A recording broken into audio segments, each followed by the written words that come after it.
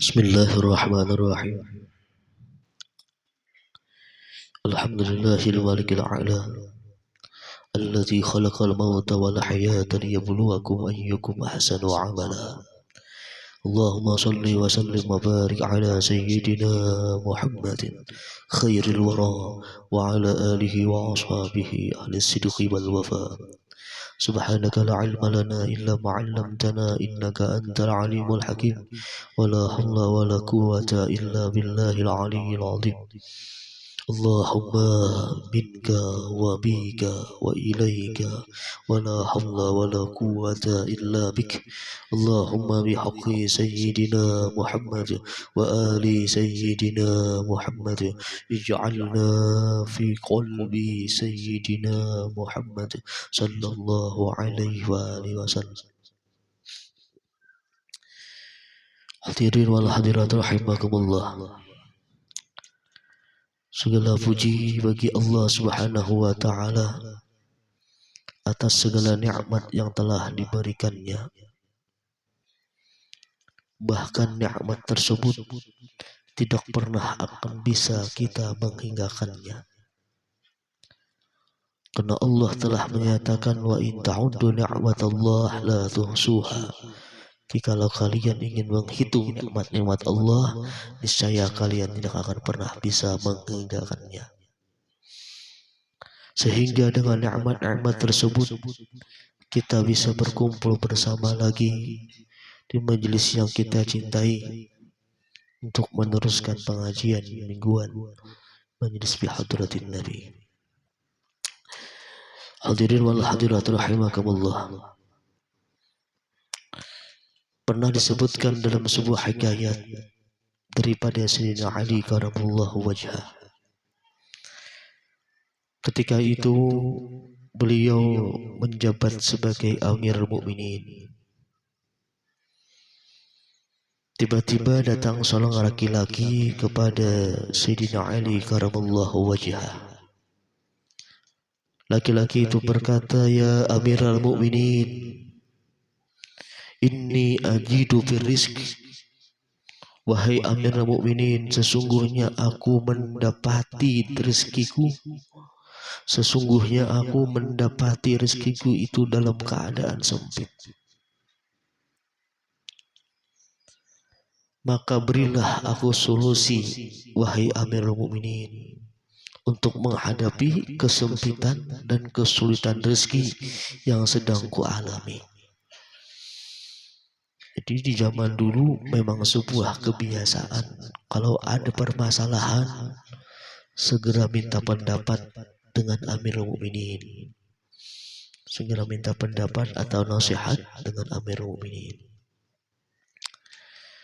Nah, ketika itu datang laki-laki kepada Amirul Mukminin Sayyidina Ali bin Abi Thalib minta solusi perkara rezekinya yang sempit, yang tidak barokah. Minta jalan solusi bagaimana agar Allah Subhanahu wa taala melimpahkan rezekinya serta memberikan barakahnya. Apa jawab Sayyidina Ali karamallahu wajhah ketika ditanya orang perkara rezekinya yang sempit?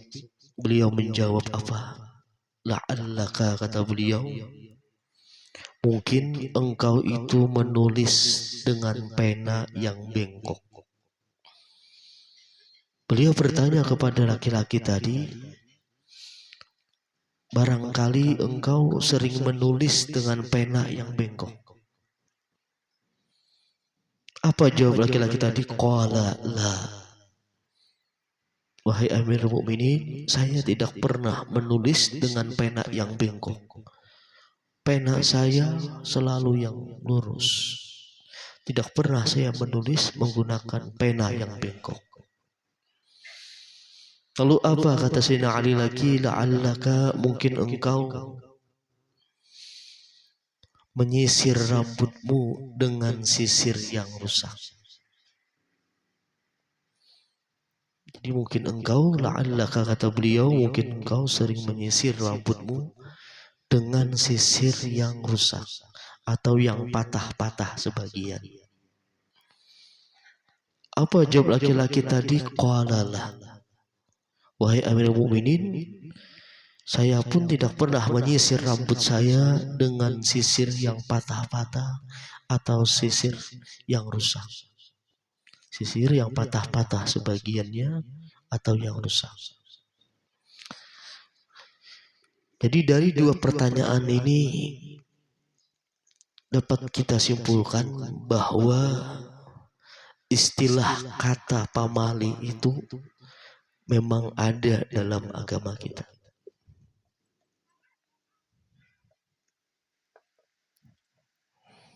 Kan kita sering mendengar kata-kata pamali. Orang-orang tua kita dulu sering menyebut kata pamali.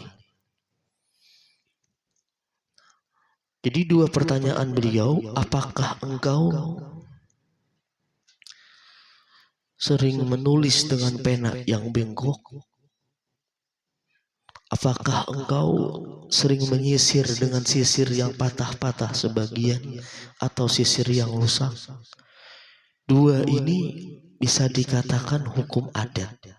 Karena pamali ini artinya ialah pantangan atau larangan menurut adat. Menurut adat.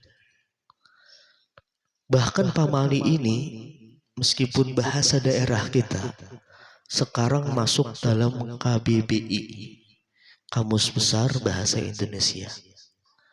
Di pamali ini termasuk bahasa Indonesia. Sekarang masuk di KBBI, Kamus Besar Bahasa Indonesia. Pantangan atau larangan dari adat, itu namanya pamali, KBBI. Dan sekarang di pamali ini masuk KBBI, Kamus Besar Bahasa Indonesia. Banyak sebenarnya bahasa-bahasa daerah kita yang masuk KBBI selain pamali. Misal saban hari. Ini pun sekarang saban ini sudah bahasa Indonesia. Setiap saban hari, setiap hari. Jadi beberapa banyak bahasa kita yang masuk dalam KBBI. Nah, jadi dua pertanyaan tadi sebenarnya perwakilan dari adanya istilah kata pamali. Karena kurang bagus kalau kita menyisir pakai sisir yang patah-patah sebagian atau sisir yang rusak. Kurang bagus kalau kita menulis dengan pena yang bengkok. Cari pena atau pulpen yang lurus, yang rata. Bahkan ada dalam istilah fikih al-adat muhakkamatun.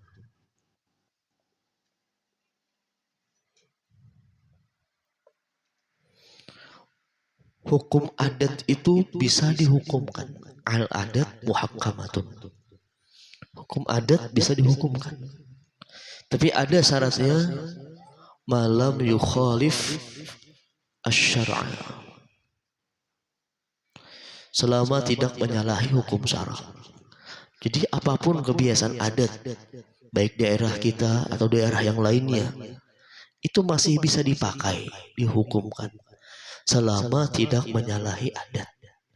Contoh di daerah kita ada istilah pamali kalau duduk di atas bantal.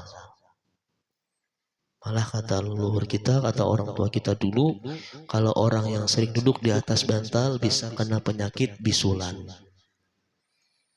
Itu istilah pamali. Al-adat ini dihukumkan selama tidak menyalahi hukum syara. Kecuali misal ada di daerah mana, misal menyembelih binatang, entah kambing, entah sapi, tapi binatang tersebut lalu dilemparkan ke sungai, tidak dimakan. Nah ini menyalahi syara, maka hukumnya tidak boleh dipakai. Al-adat muhakkamatun malam yukhalifis syara. Hadirin wal hadirat rahimakumullah. Jadi ketika laki-laki tadi datang kepada Sayyidina Ali karamallahu wajhah, menanyakan tentang perkara rezekinya yang sempit, yang tidak barokah, beliau memberi dua pertanyaan. Pertama, apakah sering menulis dengan pena yang bengkok? Ataukah sering menyisir dengan sisir yang patah-patah, sebagiannya atau yang rusak? Beliau memberikan dua pertanyaan tersebut. Jawabnya apa? Qala la. Tidak, wahai Sayyidina Ali. Saya tidak pernah menulis dengan pena yang bengkok, tidak pernah menyisir dengan sisir yang rusak. Lalu apa pertanyaan Sayyidina Ali yang ketiga? Kata Sayyidina Ali, la'allaka tamshi. Barangkali engkau tuh berjalan. Tamshi amaman huwa akbar min kasinnan. Apa yang ketiga kata Sayyidina Ali? Mungkin engkau itu berjalan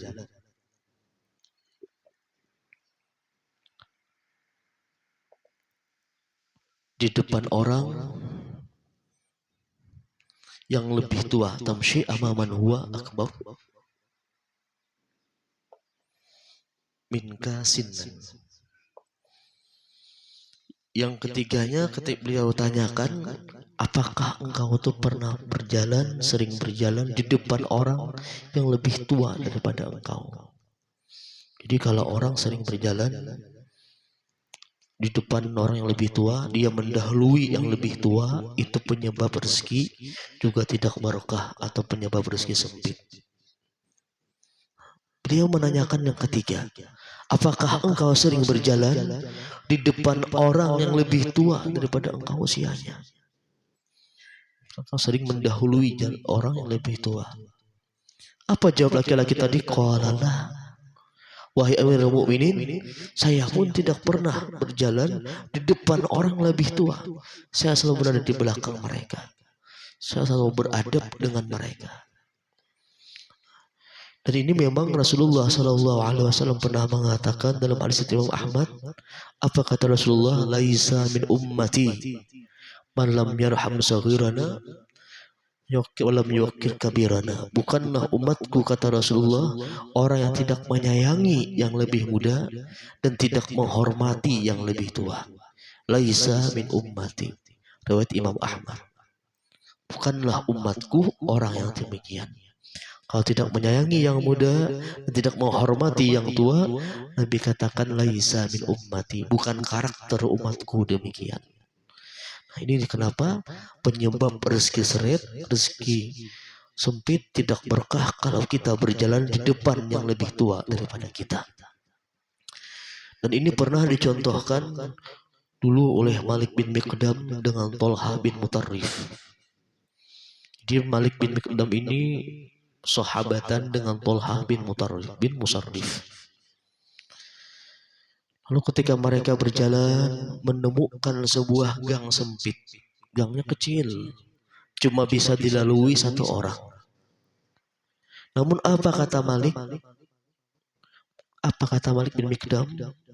Tiba-tiba Tolhah bin Musarrif ini mendahului jalanku untuk masuk ke dalam gang tersebut. Yang namanya jalannya sempit, cukup satu orang. Pasti ada di antara dua orang ini yang lebih dahulu.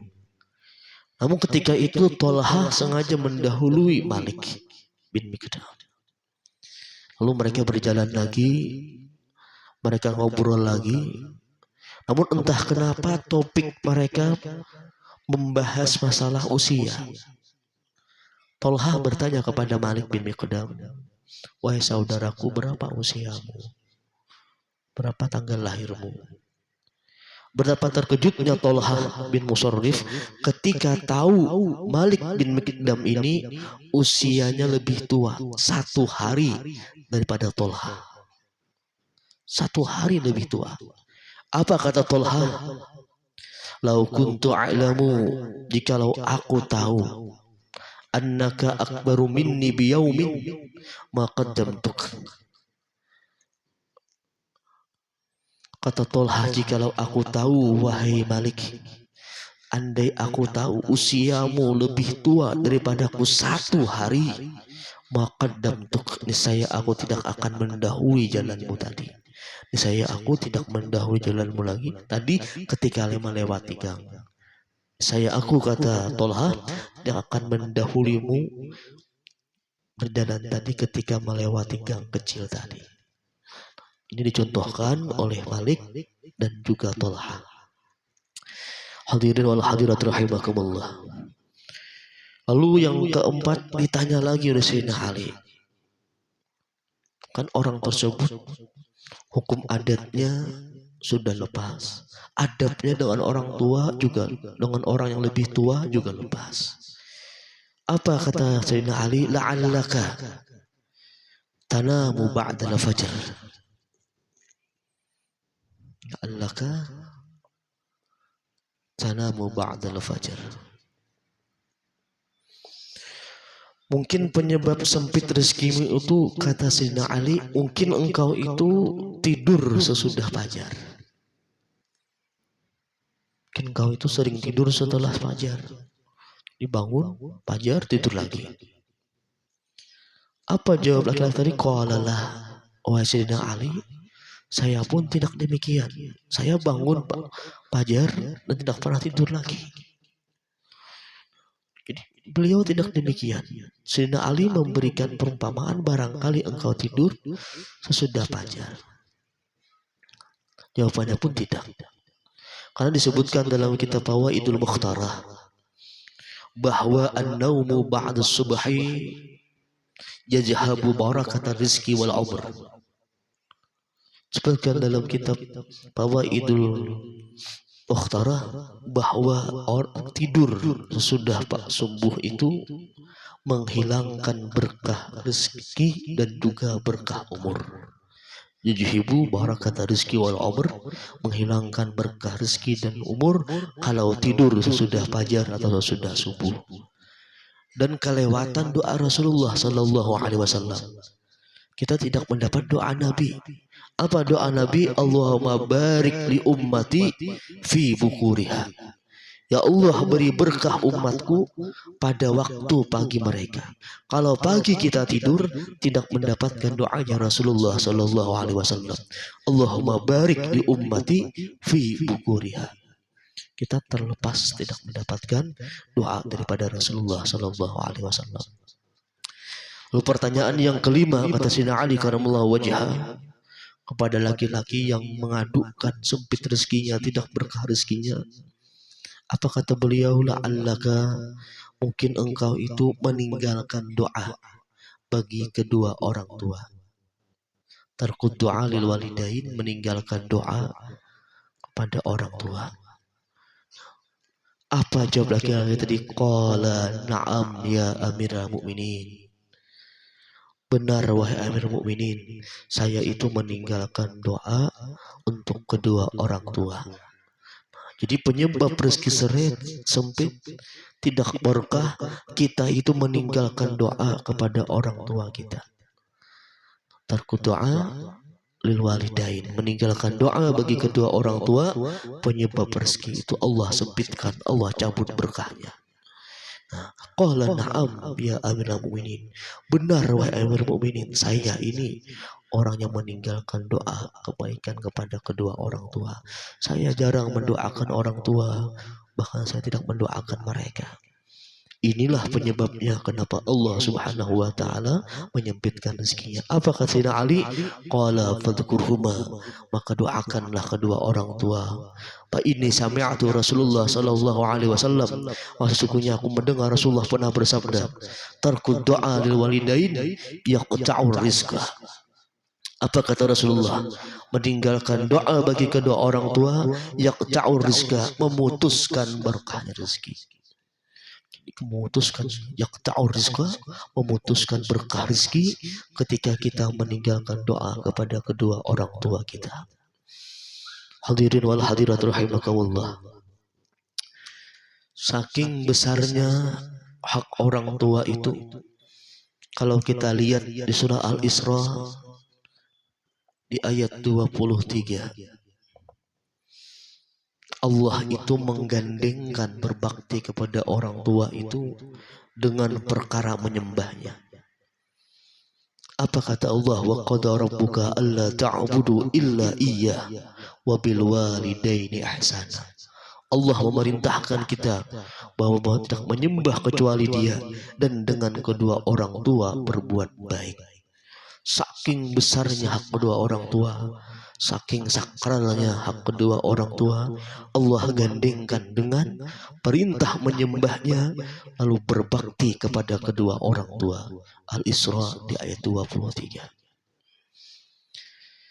Bahkan dalam sebuah hadis pernah datang laki-laki yang diriwayatkan Imam Ibnu Majah. Dalam sebuah hadis dari Imam Ibnu Majah, datang seorang laki-laki kepada Rasulullah dan dia berkata, "Ma haqqul walidain?" Apa hak kedua orang tua ala walidihima atas kedua anaknya, atas anak-anaknya?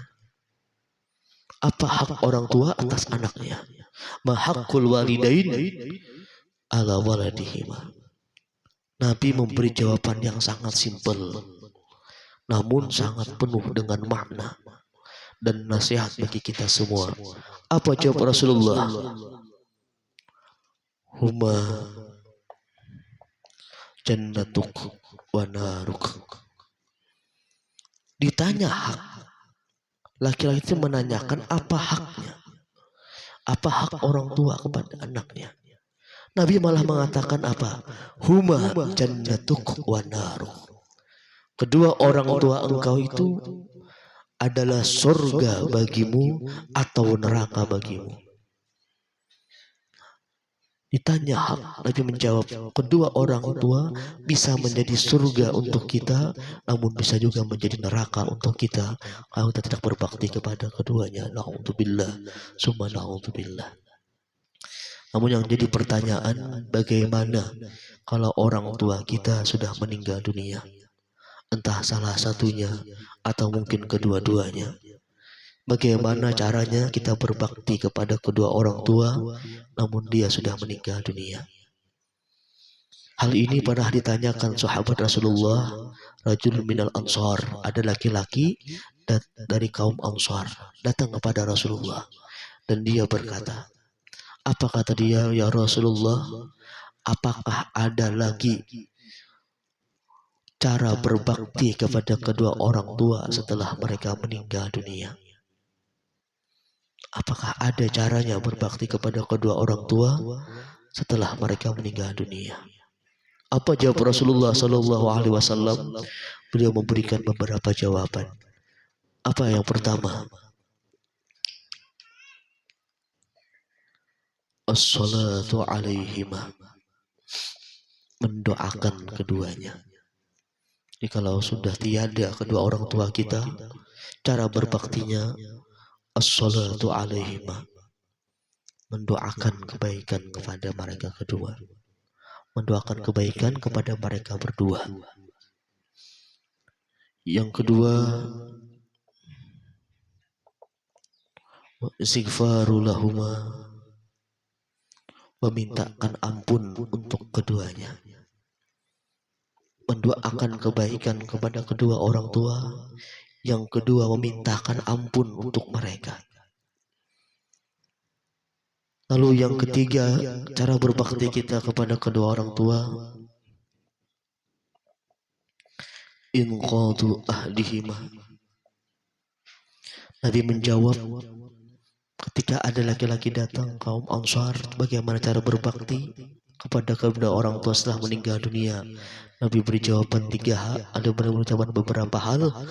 Pertama, as-salatu alaihima, mendoakan kebaikan atas mereka berdua, wal istighfaru lahuma, mintakan ampun bagi mereka berdua. Yang ketiga, inqadu ahdihima, menunaikan janji-janji mereka. Jadi apapun janji mereka dulu kita tunaikan. Ini salah satu bukti pula kita berbakti kepada mereka. Inqadu ahdihima wa ikramu sadikihima. Yang keempat,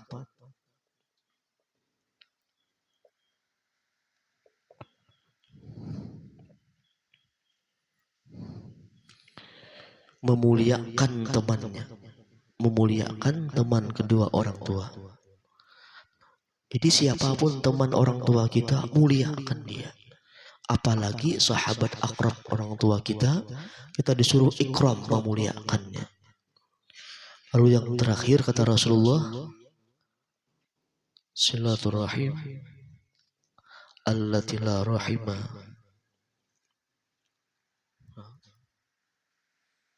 illa min kibali la rahima lahu illa min kibalihima.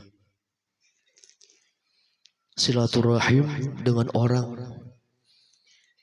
yang jikalau tanpa kedua orang tua kita tidak akan terhubung dengan dia.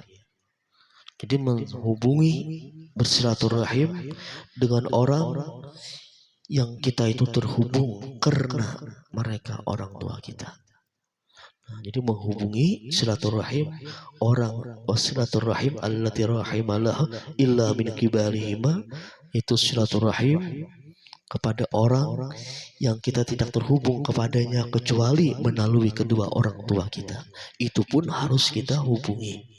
Nah, 5 macam ini Rasulullah memberikan jawaban ketika ada seorang laki-laki yang bertanya bagaimana caranya berbakti kepada kedua orang tua ketika mereka sudah tiada.